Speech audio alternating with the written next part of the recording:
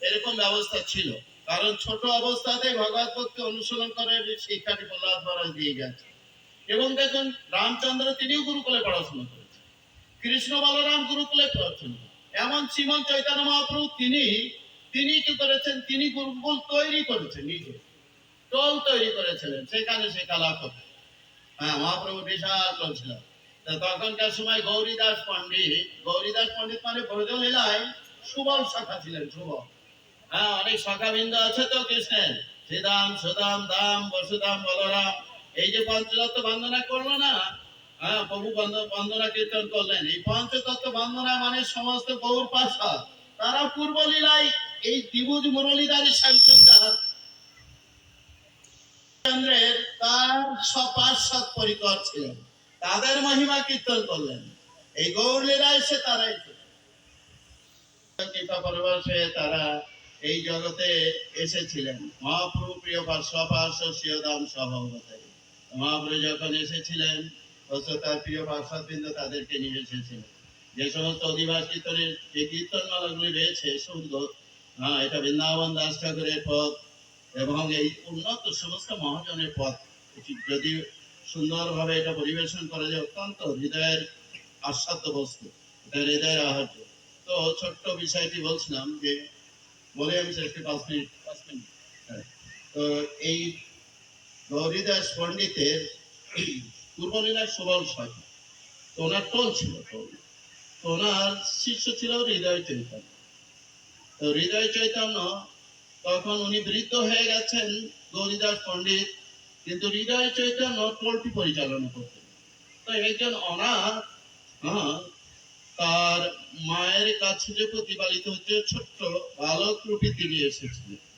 হ্যাঁ, ছোট্ট বালক, নাম ছিল দুঃখী। কারণ অল্প বয়সে পিতৃহারা হয়, তার মায়ের কাছে কোনো অবস্থায় মা তাকে প্রতিপালন করছিল, কিন্তু সেটাও তার শক্তিতে কোলাচ্ছিল না, তাই গুরুকুলে ভর্তি করে দিয়েছে। বুঝতে যে শ্রীরাম প্রভুপাদ বৃন্দাবনে গুরুকুল প্রতিষ্ঠা করেছিলেন।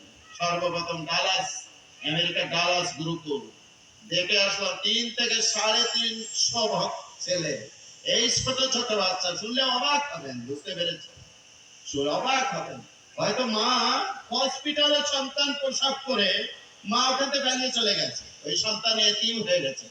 এতিম শব্দ মানে অনাথ হয়ে গেছে, আমাদের ভাষায় বলে অনাথ। হ্যাঁ, বুঝতে পেরেছেন, অনাথ হয়ে গেছে ওই বাচ্চা, কেউ নাই, ওকে নিয়ে আসছে স্কন থেকে, ওকে প্রতিপালন করে তাকে যখন গুরুকুলে ভর্তি করে দিয়েছে। এই সমস্ত ছেলে মেয়েদের অভাব নাই। বিদেশে এমন ব্যক্তিরা রয়েছে, ওই সমস্ত সন্তানদের তাদের স্পন্সর করে, সারা জীবনেও শিক্ষা লাভের জন্য যে অর্থ লাগবে কোন এক ব্যক্তি দিয়ে দেয়।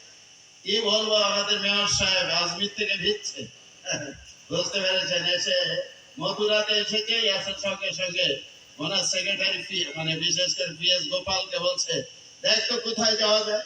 হ্যাঁ, লোকটা একটু নামটা বলছি না, বুঝতে পেরেছে, ও বাইরে যে খুঁজে বলছে বৃন্দাবন কাছে, উনি যে আমি 13 কিলো পথ। বৃন্দাবনে যখন গিয়েছে, গুরুকুল ছুটি হয়েছে, দেখছে উনি ছিলেন নিঃসন্তান, দেখে যে 300-400 একই গয়ে, মানে বিভিন্ন বর্ণের, তাদের তিলকমালা বিমর্শিত মন্ডিত বাস্তব একসঙ্গে বের হতে দেখে অভিভূত হয়েছে। আমাকে বলছে, গল্লামারি কিছু একটু করুন, আমি আপনাকে সহযোগিতা করবো। হ্যাঁ, তো অ্যাকচুয়ালি সহযোগিতা করেছেন। তো যাই হোক, গুরুকুলের তো গৌরীদাস পণ্ডিত ওনার শিষ্য হৃদয় চৈতন্য তার টোলে ভর্তি হয়ে গেছে। টোলে ভর্তি হয়েছেন ওনার সেই ছোট্ট বালক, নাম ছিল দুঃখী। তো দুঃখী যখন সেবা, ওকে একটা সেবা দিয়েছে। বস্তুত মনে করবেন যে মঠ মন্দিরে যে মানে আমাদের কোনো কাজ নাই, এই কি বলবো, 11:30-11টায় ঘুমায়, আবার 3:30-3:30 উঠতে হয়, বেশি কাজ না। বুঝতে পেরেছি, সারাদিন মনে হয় কোনো কাজকর্ম কিছু নাই, এরকম নয়, সর্বক্ষণ সেবা, সর্বক্ষণ কৃষ্ণের বিধিবিধানের জন্য। ওই ছোট বালক এসেছে, তারও সেবা দিয়েছে, কি জানেন, একটা ভাড়ে ও জল তুলে এনে প্রতিদিন তুলসী এবং সুন্দর ফুল বাগান, সেখানে জল সিঞ্চন করবে, এটি হচ্ছে তার সেবা। বুঝতে পেরেছেন, কার জন্য? কৃষ্ণের বিধিবিধানের জন্য। সারাদিন সংসার থেকে অনেক কাজ করছি, ওটার দ্বারা কি পুণ্য আসতে পারে, কিন্তু সুকৃতি আসবে না। কিন্তু এখানে একটি বাঁশের পাতা পড়েছে, কুড়িয়ে ফেলে দিন, সেটা স্বীকৃতি লাভ করবেন। কারণ এটা কৃষ্ণের বিধিবিধানের জন্য। এই যারা এসেছেন, হ্যাঁ, স্বীকৃতি আছে, ভগবান কথা শুনছেন। হয়তো মা আমি একটু সময় নিয়ে নিচ্ছি, কষ্ট পাবেন না। বলবেন না তুমি তো গ্রামের ছেলে, আমি গোয়ালদারের ঘাস, গরুতে খাই না। হ্যাঁ, তবুও যাই হোক, আপনাদের চরণ দর্শন করে ভালো লাগছে। আমি বিপ্রভা সুধামাকে বলছিলাম, না থাকায় আমি আমাকে বলছিল হলো, ও খুব অত্যন্ত সুবক্তা। বিশেষ করে বর্তমান যুব সমাজের জন্য এদের কথাগুলি শুনলে যুব সমাজটা উদ্বুদ্ধ হচ্ছে। এখন শত শত না, হাজার হাজার যুবক বুঝতে পেরেছিলেন তাদের জীবন বিপন্ন হতো, কিন্তু আজ তারা ভগবান ভক্তি অনুসরণ করছে। তাদের জীবনে যথার্থ উদ্দেশ্য করে এই যে দেখছে আমার সঙ্গে এসেছে, এসব বড় বড় সব কয়েকজন এসে এমএ পাচ্ছে না, ভার্সিটি ইউনিভার্সিটিতে পড়াশোনা করছে, ওখান থেকে ছেড়ে দিয়ে এখন ভগবান ভক্তি অনুসরণ করছে। তো যে বিষয়টি বলছে, ওই যে দুঃখী কৃষ্ণদাস ভাড়ে করে জল বইতে বইতে বুঝতে হবে মাথায় ক্ষত হয়ে গেছে, মানে ঘা হয়ে গেছে, ভাড়ে করে জল বইতে বইতে, বুঝুন, বুঝতে পারছে। তো সন্ধ্যায় এসে গুরুদেবকে প্রণাম করছে, যখনই প্রণাম করছে গুরুদেবের চোখে তখন গুরুদেবের দৃষ্টি গেছে, আরে দেখি মস্তকে মাথায় ক্ষত হয়ে গেছে। হ্যাঁ, গুরুদেবের হৃদয় চৈতন্য, হৃদয়তে বিদীর্ণ। আরে এই ছোট্ট বালক অনাথ, এর মাথাটি কত, ও কি করছে, ছুটে যে পালিয়ে ওই যে ফুল গাছগুলি বড় করেছে না, ওর ভিতর পালিয়ে আছে। কেন পালিয়ে আছে? আমার একটু কিছু হলে তো যে গুরুদেব তো একদম ইস্কনে যত যা আছে, প্রভু আমার এই অবস্থা এই হয়েছে, হ্যাঁ, সেবা টেবা সব বল।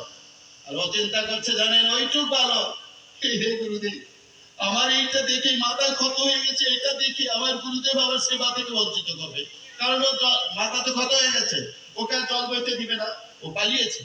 অন্য শিষ্যদের বেরিয়েছে, যা নিয়ে আসো। যখন ওকে খুঁজে বা ফুল বাগান থেকে খুঁজে নিয়ে এসছে গুরুদেব, কিন্তু আসলে গুরুদেব সাধারণ বস্তু নয়, বস্তু হয়েছেন গুরুদেব কত করুণা তাদের। হিতৈষিকাকরণিকা শুদ্ধ সর্বদেহিনা অজাত শত্রু সন্তু সাধু সাধু ভূষণ, এটি সাধুর ভূষা করুণা। কি করেছে? কোলে বসিয়েছে, মন্ত্র দান করলেন, মন্ত্র দান করে সঙ্গে সঙ্গে একটি পত্র লিখলেন, পত্রটি লিখে বলে যাও সিধা বৃন্দাবন অভিমুখে চলে যাও। বুঝতে পারছে, বৃন্দাবনে পৌঁছে।